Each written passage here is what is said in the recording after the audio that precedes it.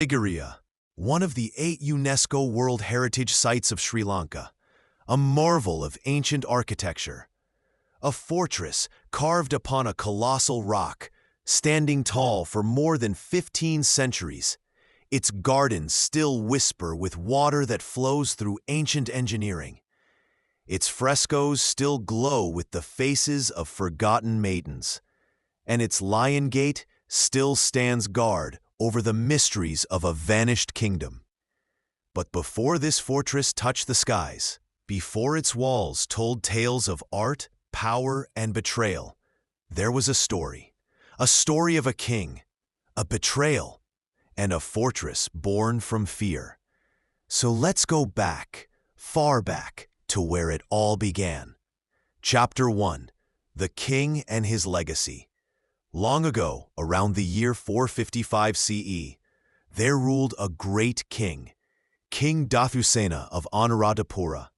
He ruled for 18 years, until 473 CE, which was exactly 1,552 years ago from today.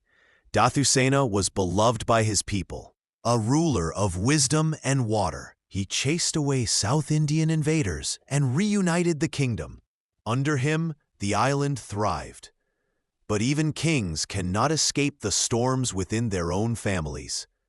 Dathusena had 2 sons, Kashyapa, born from a concubine of the Yaka clan, a child of power but not of royal blood, and Moggallana, born from the true queen, the rightful heir to the throne. He also had a daughter, married to Megara, the commander of his army. Chapter 2: The Betrayal begins. One day, Megara's wife, the king's daughter, made a mistake that angered him. In his rage, Megara took a whip and struck her until she bled. When King Dathusena saw his beloved daughter's wounds, his fury was unstoppable. As revenge, he ordered that Megara's mother, his own sister, be burned alive. A punishment meant to break Megara's pride, but instead it broke his heart with hatred.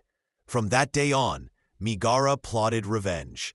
He turned to Kashyapa, the king's elder son, and began to whisper poison. He told him, "Your father hides a great treasure, one meant for Moggallana, not for you." Kashyapa, already bitter knowing he would never be king by birthright, began to believe the lies. Chapter 3: The Treasure of Water. Driven by greed and fury, Kashyapa confronted his father. He demanded the hidden treasure. King Dathusena smiled, calm and proud, and led him to the banks of Kalawewa, the great reservoir he had built. He scooped water into his hands and said, "My son, this is my treasure. This water, this life, is what I give to my people." But Kashyapa did not see wisdom. He saw mockery. Blinded by rage, he ordered his men to wall his father alive within the embankment of Kalawewa, to seal him inside the very monument of his greatness. Thus, in 473 CE, 1,552 years ago, King Dathusena, the ruler of rivers and rain, was buried alive by his own son. Chapter 4: The Fortress of Fear. With his father dead, Kashyapa seized the throne. But he knew his sin would not be forgiven. His brother Moggallana, the rightful heir, fled to India, vowing revenge. The people of Anuradhapura turned against Kashyapa.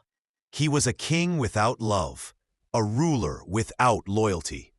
So he left the capital and turned to the land of his mother, a place of red earth and jungle, Sigiriya. There, upon the giant rock rising from the earth, he built his new kingdom, a fortress in the clouds. He built grand water gardens, mirror walls that shimmered with his own reflection, and painted frescoes of heavenly maidens to watch over him. He built a palace that defied gravity, a symbol of power and fear, his fortress of pride. He ruled from 473 to 495 CE, a reign that lasted 22 years, ending 1,530 years ago from today. Chapter 5: The Fall of the Lion King. Years later, Moggallana returned from India with an army, determined to reclaim his father's throne. The final battle took place near Sigiriya. Kashyapa, proud and fearless, rode out on his royal elephant, ready to face his brother in war. But fate had other plans. As the battle raged, Kashyapa's elephant suddenly turned aside, seeking higher ground.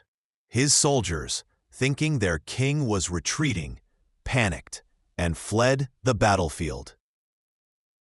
Abandoned and surrounded, Kashyapa realized his destiny had caught him. Rather than surrender, he took his own sword and ended his life upon the back of his elephant. A warrior's death, but a tragic one.